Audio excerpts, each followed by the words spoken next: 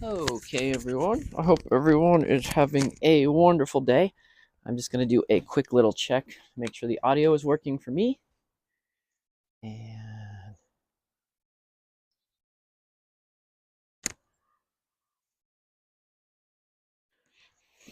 great. Audio is working the way it is supposed to. So I want to do one other thing. Get this chat overlay in an area that I don't mind it being. So about right there would be perfect. Okay. So I know it's been a little while, friends. It has been a crazy couple months. I know you guys are seeing me do my you guys can watch the farm like regularly. Right now it is 40 degrees, or that is about 4C, so 40 degrees Fahrenheit, 4C. Oh, hit the thing. Let me see. Oh, why are you doing that? Okay, cool. So crazy. Really, I want to say it's like been a crazy 6 months actually. So, but we will address this. Let's see if I can get it what I want to do. Cool. Yeah, so yeah, just been a crazy 6 months. Lots of stuff. Some of you guys know a little bit about what was going on. Again, if you guys really want to stay up to date with everything, you guys can jump onto the Discord, which discord.gg/extractofirefly. But why are we doing a Let's Feed the Chickens today? Well, it's a beautiful day outside. You guys can see big fluffy clouds behind me. It's chilly, but it is a beautiful day. And I just kind of felt like streaming, so I thought I'd jump on here on this Sunday.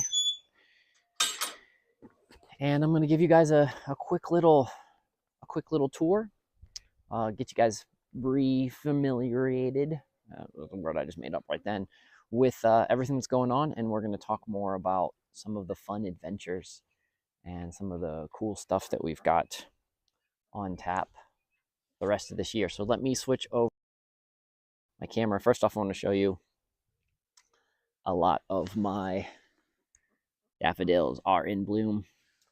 My yellow ones. Wow, my gimbal. It has been a while and my gimbal does not want to gimbal. So I'm going to have to be a little extra careful so you guys don't go for a ride. So daffodils looking lovely the way they're supposed to. So got some other color variants over here. I haven't went through and did my color variant count this year. I know just right off the top of my head, I've got 5. We've got actually 2 here, so you guys can see the wild kind there, and you can see the white and yellow. Actually, those would be white, yellow, white, because they've got a white tips. Also want to show you my fruit, some of my plum trees. Very excited about this. This was a graft that I made an attempt to try to get it working, and it is looking really cool. And you guys remember when I installed the pussy willows here last year? They're doing what they're supposed to do. And this fruit tree is left over from those. You can see it's just absolutely lovely and beautiful as well. So very happy with what's going on. And things are coming out nicely. So the ponds, while they're a little messy right now because I've been trying to get them to hold water better, but I've been fixing that one and that one. I've got this one to finally hold water pretty well. I got the bank set up. Happy with that one.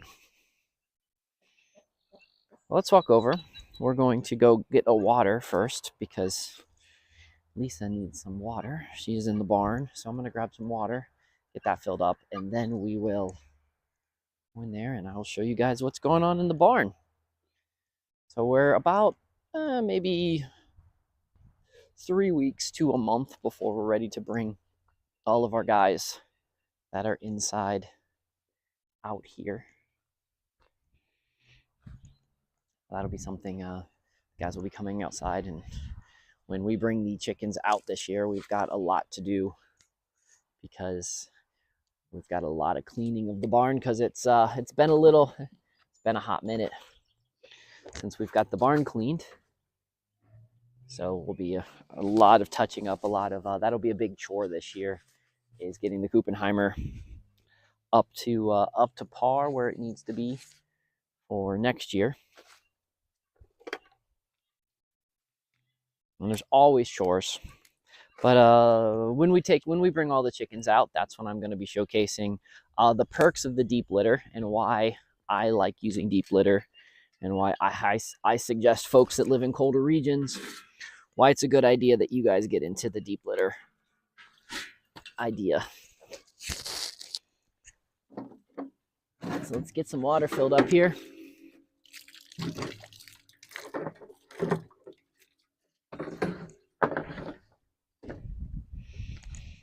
Let's that water fill up, and we'll take that over to Lisa so we can get that accomplished.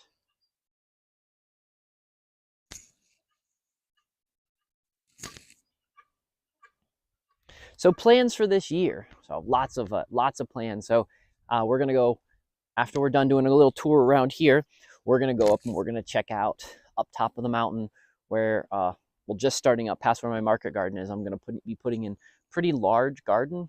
I can't say that. A medium-sized garden we're gonna be putting up there. Large for the way I usually do gardens, because I like to do lots of small gardens. So that's why it'll be kind of a large concept the way I doing.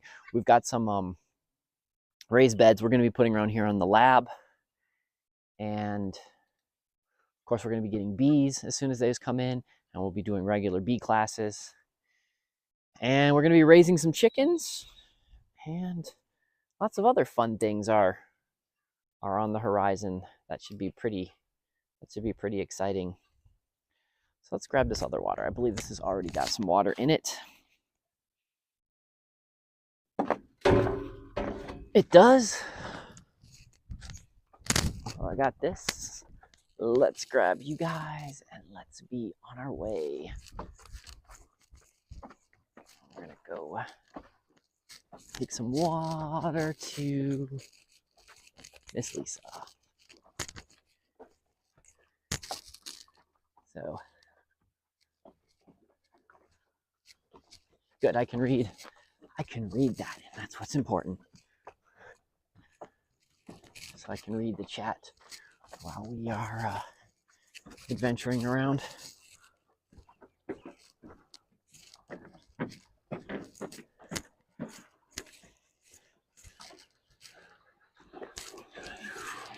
There's some water. Okay, let's peek in. You guys might want to see some of the babies.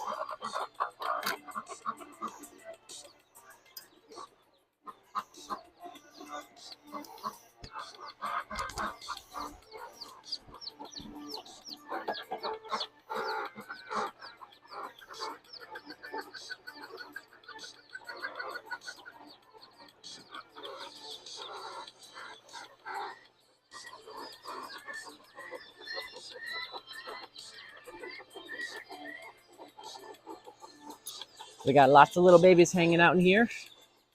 So most all these are baby silkies. I'll show you guys a really cool guy that we're kind of excited about. Ooh. So here's this guy. If you notice, let's see if we get here in more daylight. So you guys can see he's got a big poof on his head. He's going to be interesting.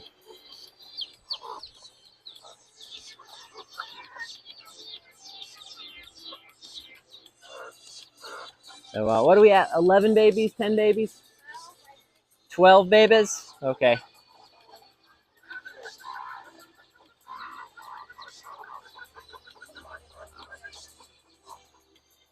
So 12 babies in there.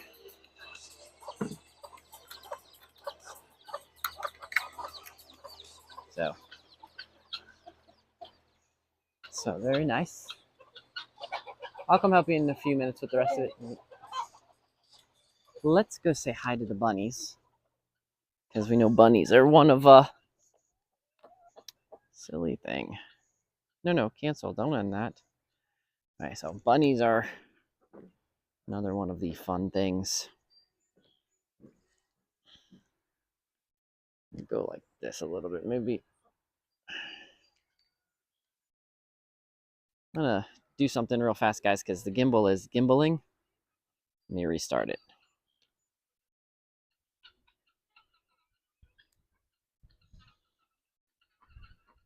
Okay, let's see if that fixes it.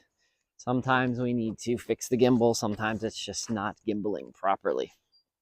So no baby bunnies yet. Soon, perhaps. Soon, but we'll peek in here and say hi to these guys. Apollo's already probably excited about coming and saying hi. But we've got Bear, Mr. Bunny. There is Bear, little fluffy bunny.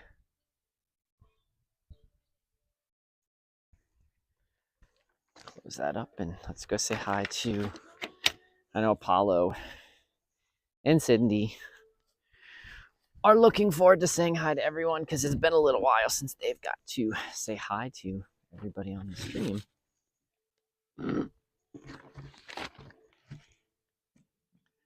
So there's Mr. Apollo. Right, Mr. Apollo? Yeah, you're a good bunny.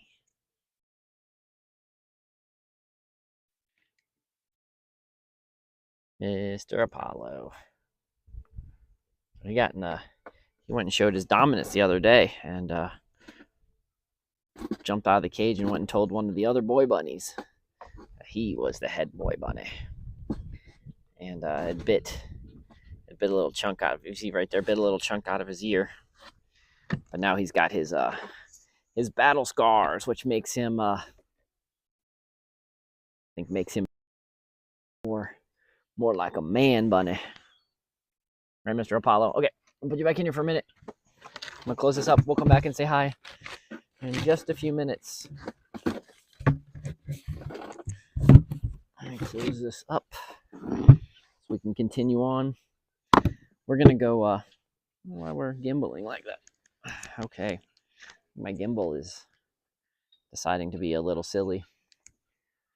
So next thing we're gonna do, we're gonna walk and I'm gonna show you guys the market garden and what we're gonna be doing, the expansion with the Victory Garden expansion and such like that, and all of that fun and all that fun excitement and all the wonderfulness that is going to bring this year. So I'm also gonna be growing a lot. My goal is I'm doing a test run with growing a lot of garlic. So I'm gonna try to grow as much garlic as I can to try to offset some costs of things with garlic. So we'll see how that turns out. I've never grown a lot of garlic, so very interested to see how well it works. Let's say hi to Miss Sylvia first because she's right here and you guys don't always get down and say hi to Miss Sylvia.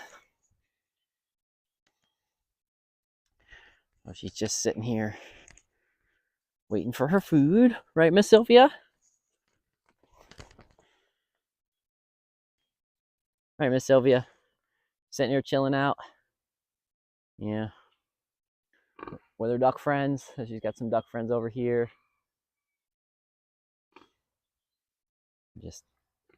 Yep, chilling out, Miss Sylvia. Cool.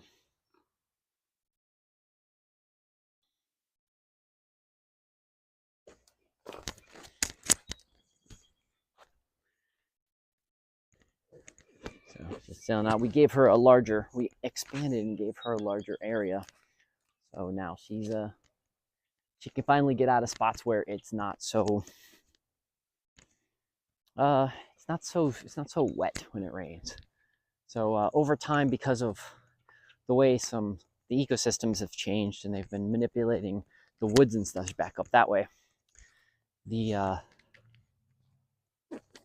started holding a lot more water down here. So I had to do some more creative rearranging of planting stuff and such like that. So I had to set up some new areas so that she could get and not be so bothersome. So here we are going down the path into where the marker garden is and where the victory garden will be. And let's just do a nice little quiet scan so you guys can see. It's beautiful.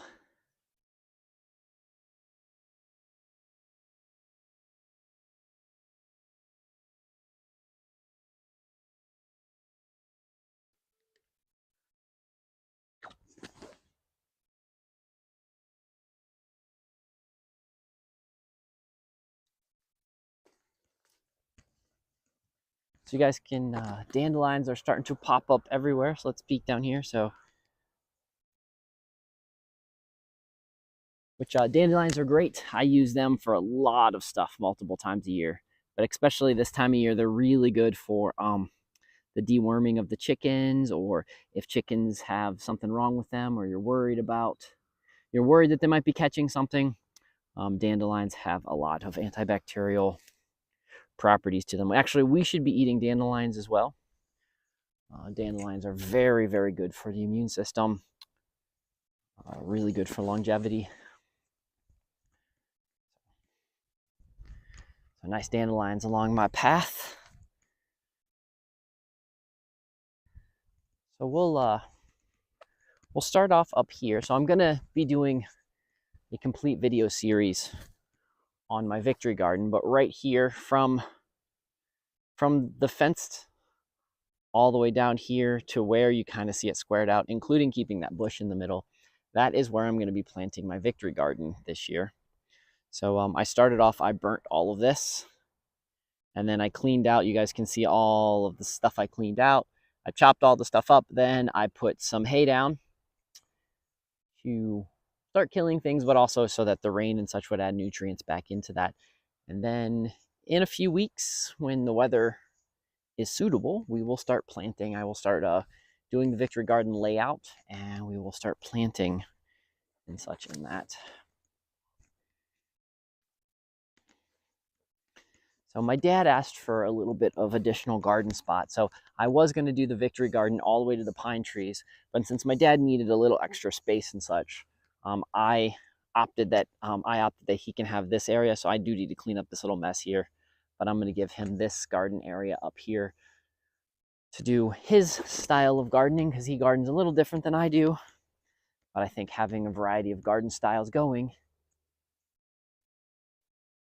is a good thing. So down here are some of the other types of garden plots that we do. So that's going to, I'm probably going to put a combination of tomatoes and peas in this little strip right here. I'm not sure what I'm going to put. I'm not sure if I'm going to keep these loops. They didn't do exactly what I wanted them to do last year, so I'm not sure if I'm going to continue on with that loop style or not. But if you're wondering, all this stuff is, those loops right there are just conduit. Conduit makes they're nice and flexible. They make really good, cheap ways to make loops at your house. So that's why I really enjoy the conduits and the loop and using them and such, because they make things so much easier to handle and such like that.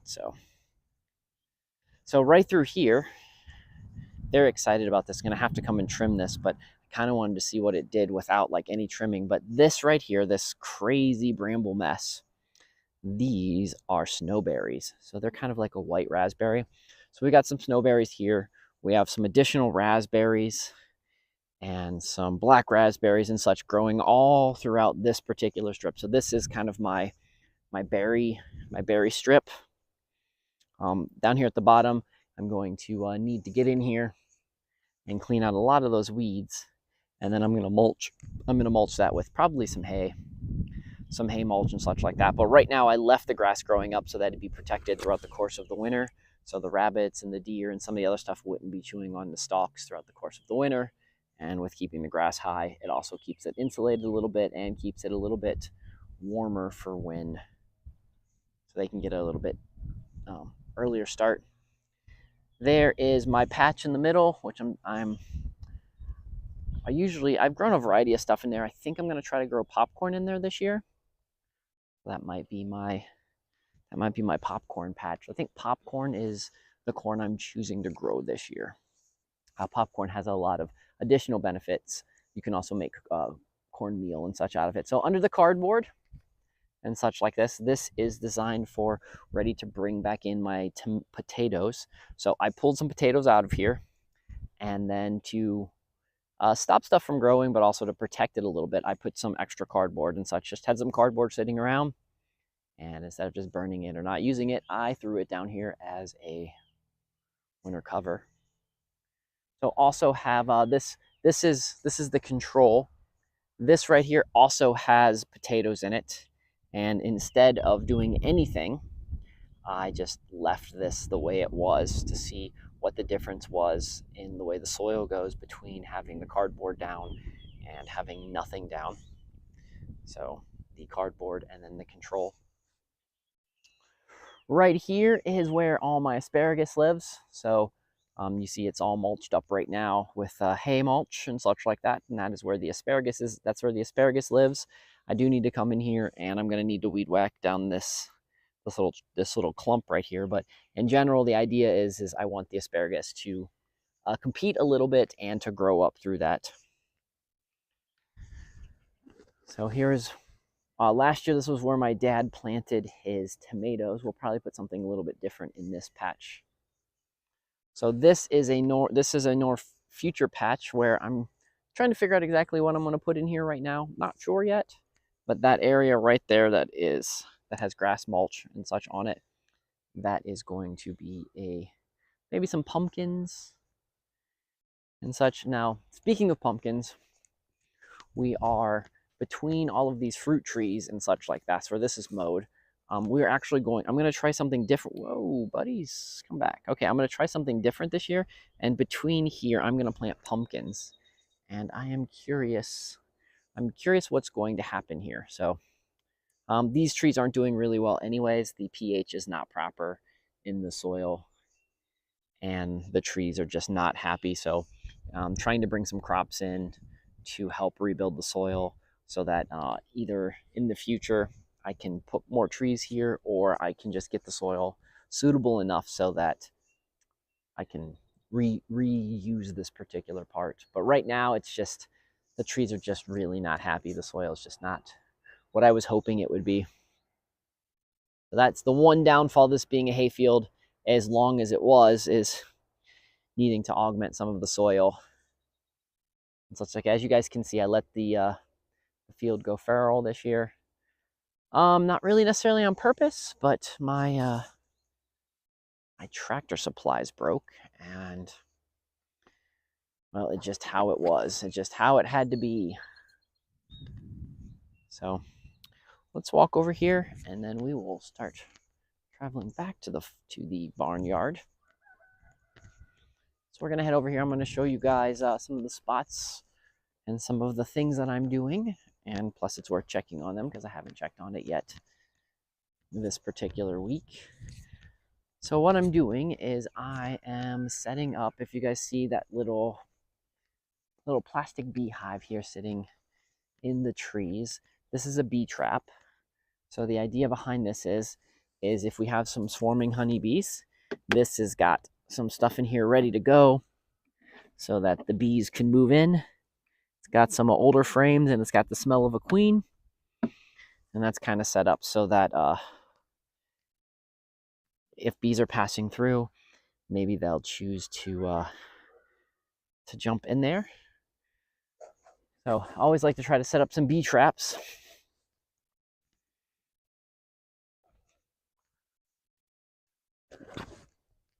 So up there, here's the cemetery. Some of you guys always like to hear about the cemetery that's in the property. So here is the old cemetery that is here in the middle of the property. And so down over there is the pond. Oh, that's a pretty big branch that broke off of that tree down there. We'll have to go check that out in a couple days. Like my pussy willow tree broke, which will be fine, because the nice thing about pussy willow trees is you can just replant a lot of the broken spots back into the ground, and they will just flare right back up and be a wonderful tree. So the other thing is I'm probably going to put a bee trap like right there on that fallen log. Actually, let's just walk that way.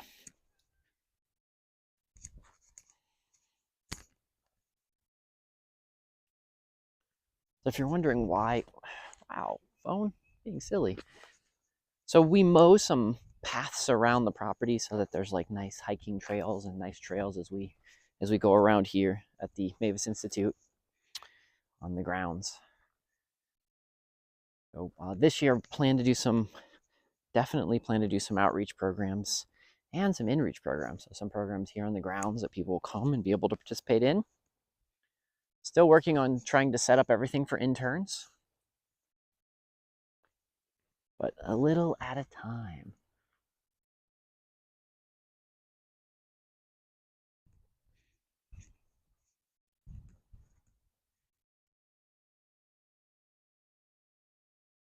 So you might see like on the edges of my hayfield and such, you might see these little bramble patches. And you might wonder them. I think it's important to always make sure that wildlife has little places to hide, little places to get away. Plus, it adds a nice diversity in plants for, it helps diversity of plants means that less diseases can take hold and such like that. So that's why you see, especially along fence lines and such, I really leave fence lines to have more of that wild, grown up look, feel.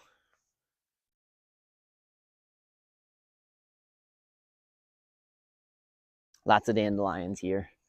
The reason why the dandelions are along this path so thick is because with the driving the tractor across this and then with people walking and such, compresses it down, and dandelions really prefer compressed soil. It's where they optimally choose to live. So we're going to walk down over here, and what we're going to walk over here and show you guys is I'm going to show you guys the elderberries and show you how well my elderberry patch that I've been fostering for the last 5 to 7 years is doing. So the elderberries live here in this lower wetland area that kind of goes through the middle of my hayfield.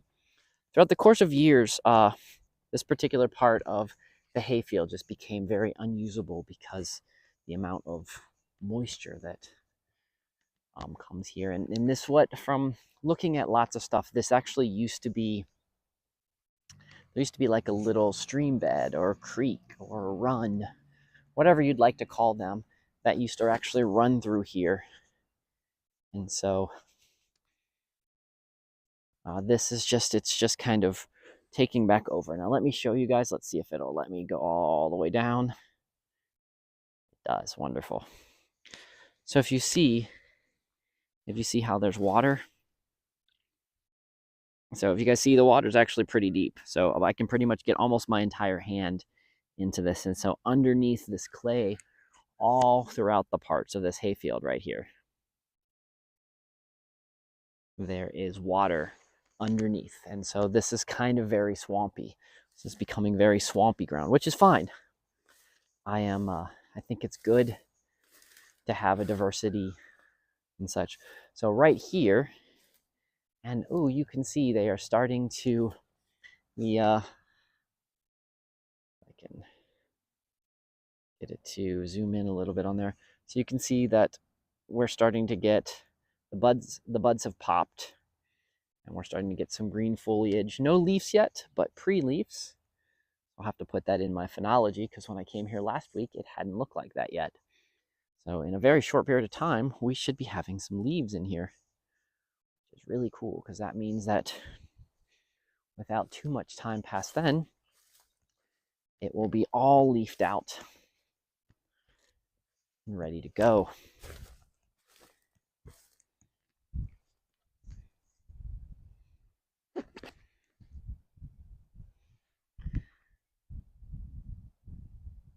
It's a garden plot right up there. So still very gray outside.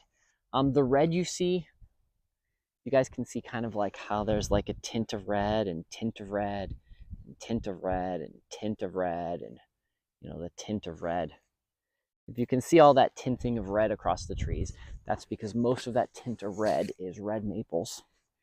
Red maple is a very abundant tree here in Flat Top, and we have a lot of it here on the grounds of Mavis. So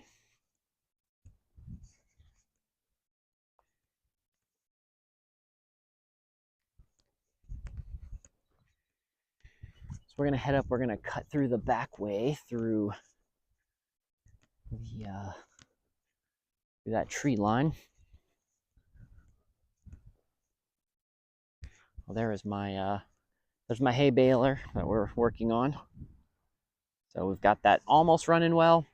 Just have to do a little bit of cleanup on it, but hopefully the hay bale will be working fine. And it wouldn't be good Appalachia if I didn't have, you know, a million cars, because it's just one of the rules when you live in the country to have lots of extra vehicles. Now, most of those do not run, so I use them as storage, but always needing extra vehicles. I'm gonna head up here along the back way. So you see the pine tree that's leaning over. I'll show you guys this. It's very interesting. Also showing you how much, I'll explain to you how wet this season has been. So this tree right here, it is so wet. It's right there's the root of the trees, that the water is underneath this that has been eroding this, and that's what caused the tree to fall down. So I'm going to try to stand that tree back up when I get some rope and such in the near future, and rebring the tree back to being a usable, happy tree.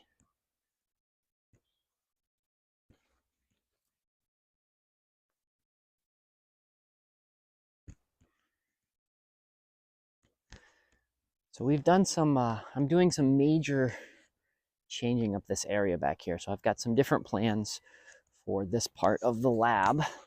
So what we've done back here is Sylvia's fence used to come, you know, right up here, right along the back of this tub. And I've ended up moving the fence into the first row of trees. And so right now you guys can see that this seasonal spring that has now moved in and has kind of been permanent in the last 4 or 5 years. The seasonal spring, so you can see it's kind of doing its thing and taking over. So I'm going to redo this seasonal spring, make it more of a permanent structure where I have control over where it's going. And then back here, I think I'm going to do some different types of crops. And I think I might set up a nice little like meditation zone back here once it gets cleaned up and such like that. Again, you know, things look really, it's the downfall to fall here, is especially after it's been windy, it blows stuff around, and when I'm between projects, things kind of look a little messy. But you know, with just a little bit of elbow grease, it'll start looking very nice again. So in this tub, might be wondering, you guys probably saw in this tub last year I had some really awesome tadpoles, and they did really well in here. And I'm kind of interested. I like this tub sitting here, and it's fun to see what stuff grows and decides to live in here. So be very interested to see what continues on throughout the course of the years, what continues on going. So if you guys can see how this is kind of it's spreading out and making this a little bit more of a wetland soppy than I want it to. So later, when I finally figure out what the plan of action is, I'm going to be controlling the water as it goes through here. And I don't mind this being a swamp down here. Actually, I think it's good. The pussy willow will soak up a lot. I've put some more right along the edge of the fence line from the backyard. And I like the idea of having more swampy, more wetland area, but I don't necessarily want this whole thing to be swampy wetland. So I'll be doing some addressing and changing that around so it's not quite so soppy and gross. Well, it's not really gross, it's just muddy. Oh, I forgot to turn the water off, guys. That's okay though, but it's fun. You can come down here and you can listen. So under there is my cistern. This is a lot of rainwater and a lot of water that also comes from the spring and such like that. So not only do I always try to capture all of my own land, but I also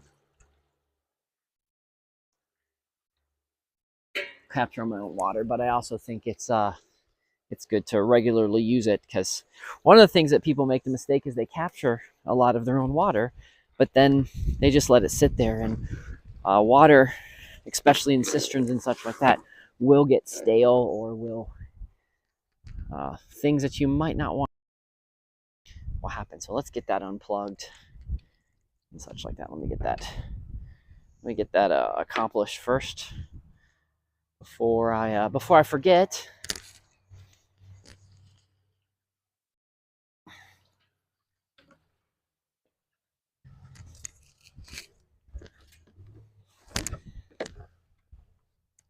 So this area that I am in right now,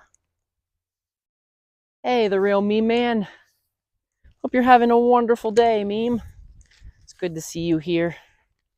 Thank you so much for the host. Absolutely appreciate it. Thank you so much for the ice creams and the lemons. So let's you guys, we're gonna peek over. I will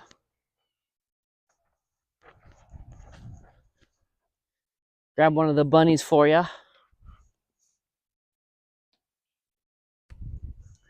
We'll let that clear off the screen, but I want to thank you guys. Absolutely thank you. So yeah, the weather is not bad. It's about 40 degrees or about 4C, 40 degrees Celsius, 40 degrees Fahrenheit or 4C. Just a beautiful, beautiful, lovely day.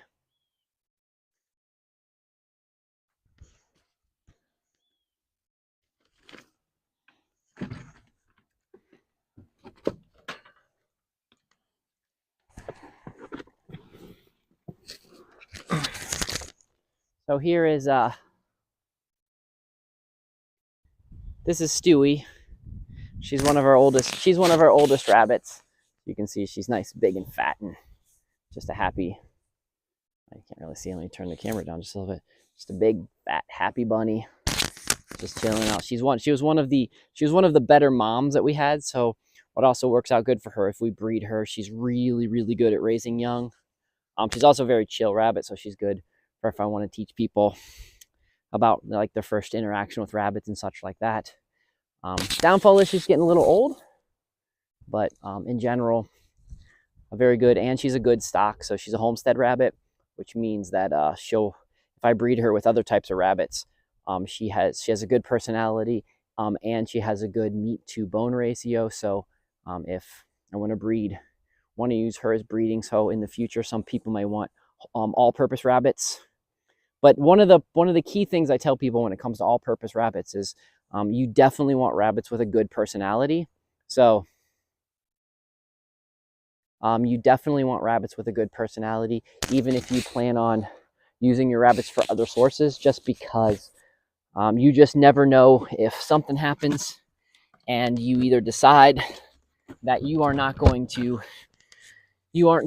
eat or use the fur of your rabbit, making sure that they have a good personality.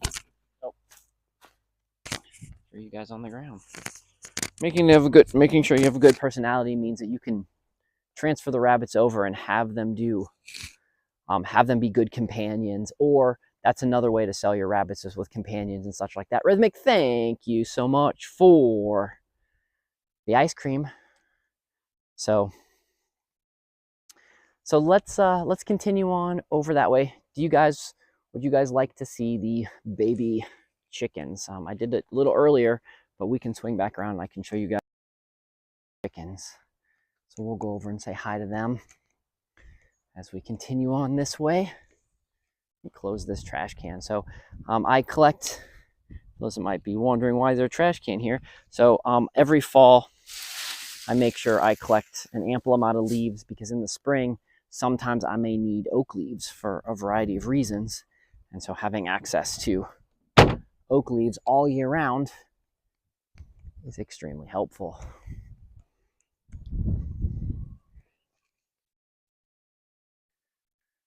So let's go into the barn. Like I said, guys, if you've never been on a farm, farms can get a little messy.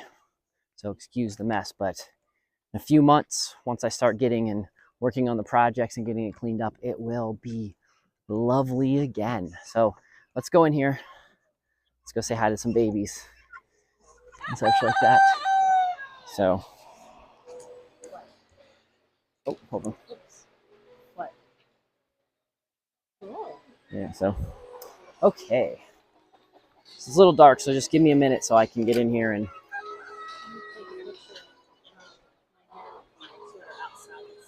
okay. So we got some baby silkies in here.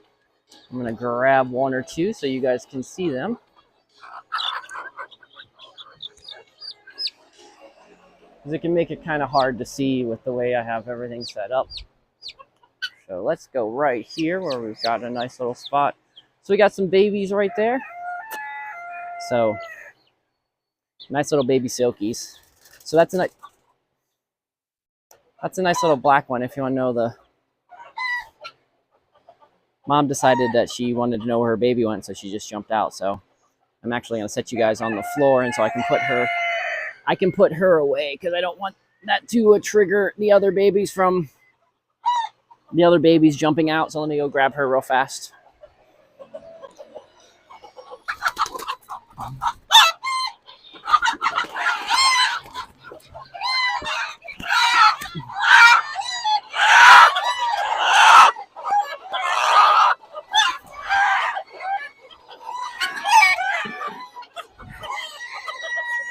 What did you do? A chicken jumped out, and then he decided to come over and tell the chicken he wasn't allowed out. So anyway, so you guys get to see. So here's one of the babies. I will step back outside since I know it's getting very loud in here. So here, Lisa, here, I'm gonna put the baby back in here. And let me get the baby hook. And we'll go back outside the hook. And we will head back outside, since not sure if you guys,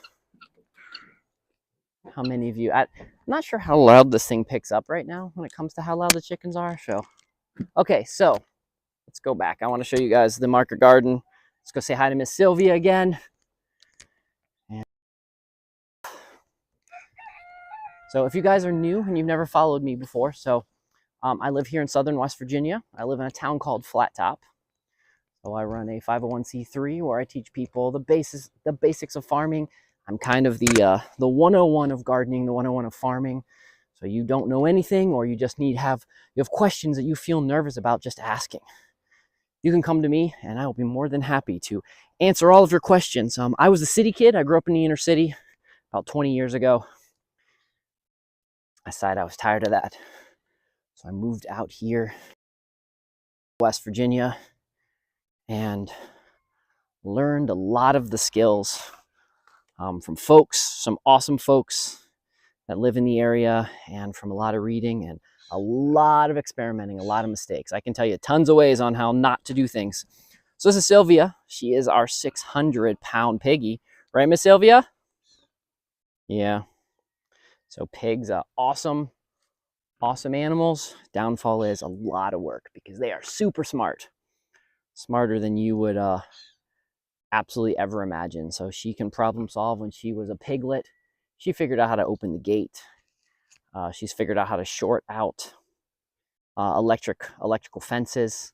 Hence the reason I'm almost at the particular point where I don't even use electrical fence around here anymore, because she has learned to completely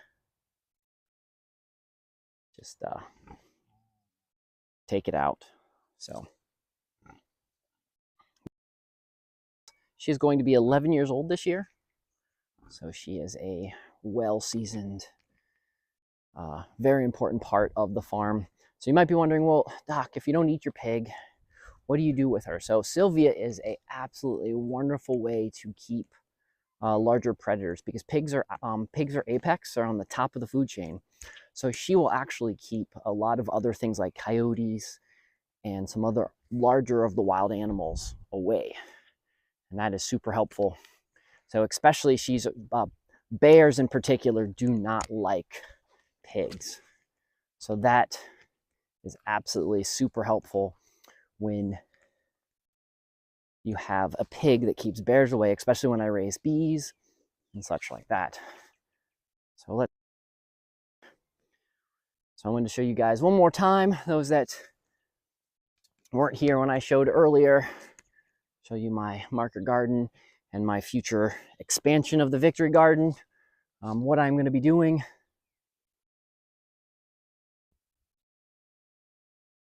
Oh, absolutely. Animal hero first class. So what I'm doing here with my Victory Garden that we're gonna get to in just a minute. So I do a lot of different gardening styles. Since I teach a lot of classes on gardening, I try to do multiple gardening techniques. So I have lots of little gardens going on, doing different types of gardening techniques. But this year, I am taking a page out of the 1940s, and I am trying to grow a 1940s Victory Garden in the way that it was prescribed to do then. So I have a lot of paperwork. I have a lot of files, which again, if you're interested in the files and the paperwork, you can either visit my website, which is mavispharmacy.com. It's pharmacy with an F. Or you can follow me on Discord, which is discord.gg/xdrfirefly. And all the PDF files are either located at one of those two spots. But I downloaded a lot of the old files, and I watched a lot of the old videos, have access to those, and I'm going to, so where you see the hay, so from there to here to that square. So that square is about 40 by 60 feet, give or take a little bit. That's not an exact measurement. I am going to keep that bush in the middle just because a lot of different birds lay their nest in that tree, and I like the idea of having a living network. So what I did is I burnt all of this. So I burnt down, it used to look like this, and I came in and I burned it, and then after I burned it, I took some old hay, and I'm using the hay. So I'm starting off with the Ruth Strout. It's very similar to Back to Eden. Some people might have heard that kind of gardening style. So I'm going to start off with, that's how I'm preparing the soil, because I do not want to till. I don't want to till this. So as soon as the weather breaks and I'm ready to plant stuff in the ground, because I still have about roughly another month before I feel comfortable planting in here because of frost and such. But I'll be planting in here, and I'll be setting it up and doing it the style that they suggest in the 1940s, in the 1940s market garden. And the reason I'm going with that style is in the 1940s, in the United States, people were growing on about a quarter acre or 3/4 of an acre or a half acre, somewhere in that category they were growing. And I think it was either 44 or 46. 40 or 46. And the people alone produced more than 60% of all the vegetables ate that year in the United States. And that wasn't big consumers, that was just folks using small plots of land. So I want to show that we can generate enough calories out of that particular plot to feed at least 2 people. My goal is to show that you can feed a family of 5. But I'm going to start off with just that right now. So that is my goal with that. We're documenting, I'm slowly documenting every trip along the way, and going to show how that is. We're going to see if I succeed or fail. That is really the goal, because I'm not really, I have no problem showing my failures. Actually, one of the big things I do is showcase my failures, because I want to fail so you guys don't have to. And you're absolutely right, radishes. January would be way too early for me. January, my ground here in Flat Top is still very, with maybe the exception of this year, is still very hard and very icy. And January and February, I still have a high chance of extremely cold. The coldest I've seen in February in the 20 years I've lived here is negative, I think negative 18, probably about negative 18 Fahrenheit. So still way too cold. Radishes, I should be putting, you're probably right, because of how fast radishes grow, I should be putting radishes in that particular garden. For those that don't know, radishes are a great way to test your garden to see how well your garden's going to do with the fall or with your summer crop and stuff. So you can plant radishes in the fall and you have a fall crop, and you can plant radishes in the early spring and get a nice spring crop. And if you find some of the fast growing radishes, there are some radishes that from seed to food, it's about 14 days. So I'm going to peek over here and show you guys again. So this is where I have a bee trap. So that is, that has got, just peek in here and I'll show you guys again. This has in here, this has got some frames, and it has just a little bit of honey, and it's got some hormones and such like that, so that when the bees are ready to swarm, maybe I can go and capture some over that way. And we're going to put some guys in a few other spots as we go around. So those that remember following me last year with the bees, I did lose all of my bees. I can tell you why I lost all of my bees, and I will actually show you why I lost all of my bees. Right there is the reason I lost all of my bees this year. So they updated that on, I want to say it was March 5th or March 6th, 7th, somewhere in that vicinity. The folks went up to that cell tower and they updated that cell tower to 5G, and they were making, and then because this is just what happens around here because I'm in the middle of nowhere, they had the signal turned up too high, and I have had that verified from the FCC because, or the FCC, because they actually came out in their little black pickup trucks or little black SUVs. And that day that they hooked everything up too high, I lost 2 hives. I lost 2 parakeets in the house, and a handful of chickens on that day. It all happened on that day, and me and Lisa had really horrible headaches. So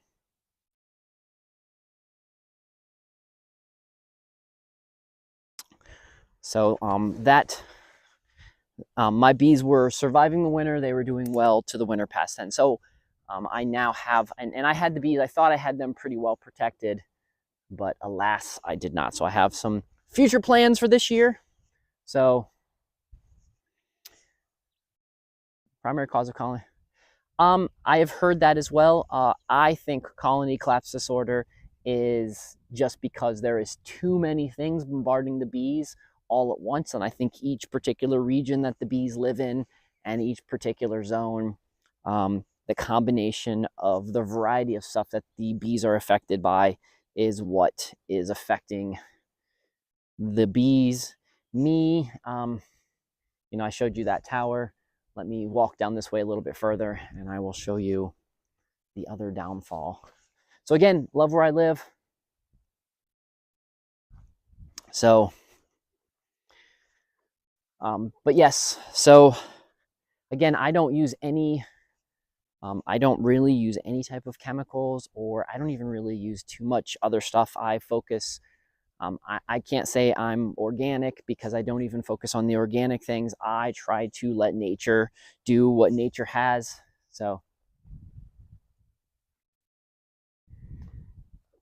okay, so RF shielding's probably not going to make that much of a difference. The big issue is the bees not returning back. And so we would need, with a lot of the bees, because the queen doesn't leave. So, abscond, when the bees do that and they don't come back to the queen, the queen then doesn't have enough bees to be able to do her thing. And so end up losing more and more bees. But I have some ideas. I've been doing a lot of research on this, and there is a mineral, it's a rock substance that they've noticed that the bees have collected and started eating in particular areas. I acquired some of that. I'm going to put that in a hive, and I've got a bunch of other things we're going to try. Every year I try something new with the bees when we document it. But so the other thing is, this is the other downfall that you see where I live. So as you guys can see, I also have a handful of towers in that direction where, so I have towers there.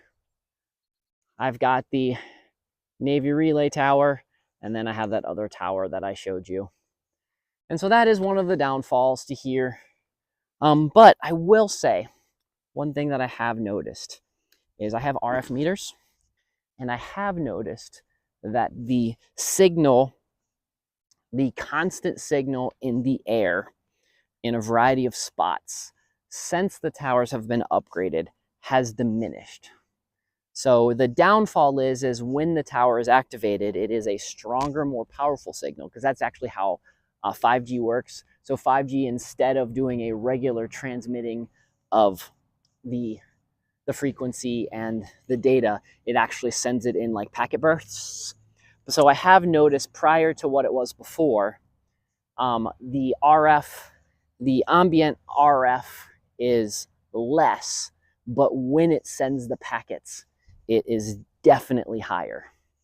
So not sure exactly how I'm going to address all of that in the future. But again, you know, these are the experiments. These are why I'm doing what I do, is trying to learn as much as possible and to try to share my experiments and such with you. Again, guys, if you're interested in this kind of stuff, you want to talk with me more about it, discord.gg/xdrfirefly, or I'm xdrfirefly on all social media, or you guys can just send me an email, or if you go on the bottom of my website, the mavisinstitute.xyz, or mavispharmacy.com, pharmacy with an F. My phone number is at the bottom of that, and you guys can get a hold of me that way too. Whatever's the best if you want to talk about this kind of stuff, and you've got stuff you'd like to share, you just have questions, I would love to talk more. So we're also going to walk here again. I did do this earlier, so if you guys are on the second round of me walking around the field, cool. But right here is my elderberry patch. So this is one of my patches where, because since I try to make and grow all of my own medicine, because while I'm not completely against big pharma, and while I'm completely think that pharma is important for some people's lives and for some emergency situations, I am thankful that the hospital exists. For me, most of the time, I am going to stick to my herbalist roots and grow my own medicine. So you guys can see right there, it's already starting to grow, which is cool, because I get to add that to my phrenology list and such like that. So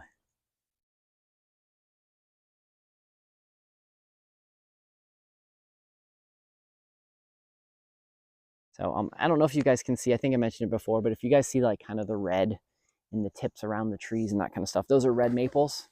So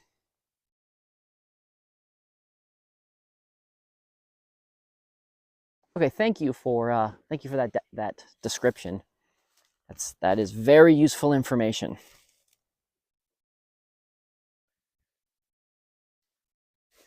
And always appreciate as much knowledge as I possibly can get. So you guys can see lots of towers there. That's the downfall to living on top of a mountain. So you can see pretty much where my property starts, no towers, no towers, no towers, and then about where my property is again, because I am not putting towers up on my part on the mountain. So, but a beautiful day, very few clouds, just lovely and wonderful, quiet. This is why I live in Flat Top. This is why I live in Southern West Virginia. Growing up in the inner city and getting to live down here now is absolutely wonderful.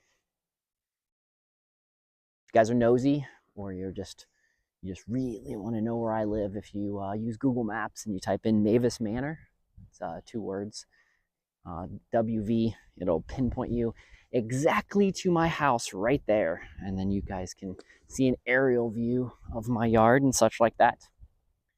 So if you guys are ever passing down through southern West Virginia, you're coming down 77. I'm 5 minutes off of 77. If you guys want to come down and have some coffee or check out the farm or want to learn some more about this kind of stuff, you guys are welcome to swing by. It'd be nice if you sent me a call or a text ahead of time, just because sometimes I might be in the middle of a project and knowing people are just going to show up is helpful. But I do, part of what we do here is outreach and inreach and teaching as many people the skills that they can use, because that is how we're going to thrive in these chaotic times, is being radically self-reliant, and those of us that have skills, sharing our skills with as many people as possible so they can become radically self-reliant. And if we have a bunch of people that are radically self-reliant, then when we get together and work together with each of our unique individual skills, we pretty much can get everything accomplished and do everything that we need to get done, accomplished, and done. So I'm going to be bringing back Let's Feed the Chickens. So you'll start seeing this here on DLive and Rumble. Those are the 2 places that I will be live streaming. This particular live stream is on DLive and Rumble. And we'll also be doing, as soon as I get the bees, probably Saturday or Sunday, we will be doing at least an hour show of going through and inspecting the bees. Since I have to do bee inspections once a week anyways, I think it's a good idea that I just do them live, and then you guys can ask questions, and then I can review those, or you guys might see something that I completely miss. So having a lot of extra eyes on when I do bees is absolutely super useful and super helpful. So we'll be doing that, and then we'll be doing a weekly update of the Victory Garden, seeing how that's coming about. And I really want to do a wildcrafting class, but I'm not sure the places I want to wildcraft, I'm not sure I'm going to be able to.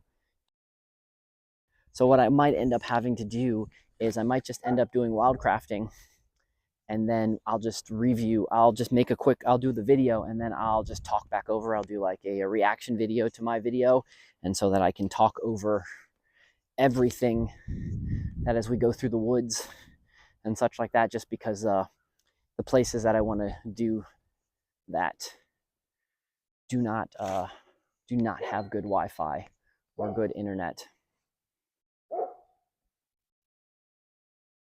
Lisa, she's super pink today.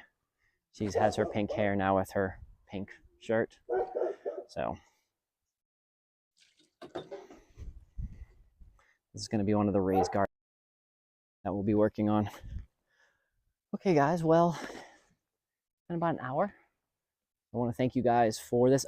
If you Wednesday/Thursday nights, it kind of depends on how I'm feeling and what happens. But at about 9:15 on Wednesday or Thursday nights, I shoot for Wednesday nights.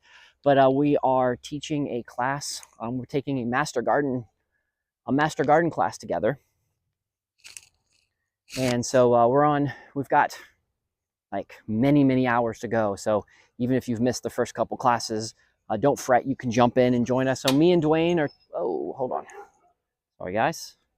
My gimbal is acting up again. Oh.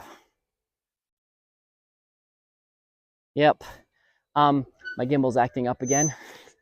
And we will, let's see if I can get that fixed. So, silly gimbal, let's see.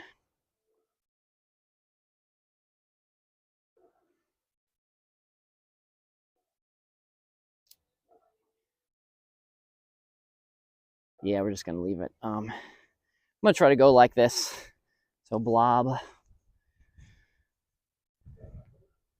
I see you've never been around a chicken, and you would understand how physically impossible that is, but that's okay. Again, guys, there's no such thing as stupid questions, only stupid people. So But every Wednesday night, we are taking a class. We are taking the Master Gardener class to learn more about awesome techniques to do gardening and such like that. So if you guys are interested, again, you can follow us. Again, that's here on D Live and on Rumble. So, and if you guys don't follow, if you guys are interested in seeing the farm every day, you guys can jump over to the Mavis Pharmacy, and that is also on both of those sites. And it's actually live right now. It should be. And you guys can check out the pharmacy where you guys can watch everything happen live on my camera. And you guys can see all that fun things. You can see all of the fun, exciting stuff that happens on the farm. And you can watch us work and feed animals or watch the animals do their thing, which the animals are always busy doing their thing. But again, I want to thank everyone that jumped in today. I want to thank Mean Man for the awesome host. And I want to thank everybody else for coming in and participating and asking questions and talking about the 5G and all the other kind of stuff. So I look forward to seeing you guys later. You guys, in the description below, you guys can join the Discord. You guys can send me emails. You guys can just ask me questions. If there's things that in future episodes you'd like me to talk about, feel free to hit me up. Let me know. Lots of stuff I'd like to talk about. And other than that, so thank you so much for the ice cream and the lemons. And I look forward to getting back on here, doing this a little bit more regularly again, catching back up. I think I've got everything leveled off and working properly. So again, guys, thanks. It's Doc. Till later next week. I will see you guys later. Adios.